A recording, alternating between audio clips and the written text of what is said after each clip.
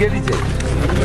হ্যাঁ, দাদা আমাকে 2010 সালে চাকরি দিয়েছে। মানে এই নন্দীগ্রামের যে অশান্তি তারপরেই হ্যাঁ, অশান্তির পরে। অভিযোগ রয়েছে আপনাদের বিধায়ক শুভেন্দু অধিকারীর বিরুদ্ধে যে উনি মুসলিমদেরকে নাকি সাহায্য করেন, এটা কি ভুল? শান্তি ফিরেছে নন্দীগ্রামে? তখন তো একরকম ছিল, এখন না, এখনো শান্তি মোটামুটি আছে। কে দিচ্ছে? হ্যাঁ, তোর নাম কি?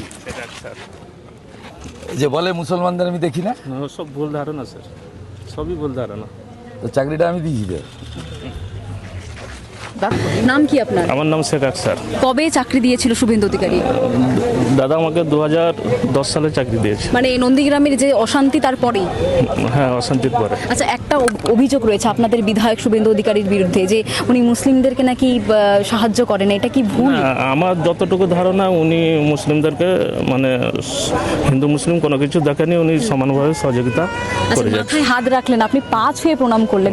মুসলিম ধর্মে সাধারণত পা ছুঁয়ে কেউ প্রণাম করে না, এটা কেন? না না, আমরা গুরুজন হিসাবে মানি ওনাকে, কারণ ওনার কোনো খারাপ ব্যবহার আমি আজ পর্যন্ত দেখতে পাইনি। খোঁজ রাখে আপনাদের? অবশ্যই খোঁজ খবর রাখে, অবশ্যই। কেমন আছেন বলুন? 2010-এ চাকরি পেয়েছেন, এখন হ্যাঁ, ভালো আছি মোটামুটি। শান্তি ফিরেছে নন্দীগ্রামে? তখন তো একরকম ছিল, এখন না, এখনো শান্তি মোটামুটি আছে, শান্তি ফিরেছে। তো ওনার কোনো ভুল আমরা দেখতে পাইনি। তো উনি আমাদের কাছে সারা জীবন যেমন ছিল আমাদের নন্দীগ্রামের বিধায়ক হিসাবে এখনো আছে, থাকবে। দল পরিবর্তন করলেও বিধায়কই রয়েছে। অবশ্যই।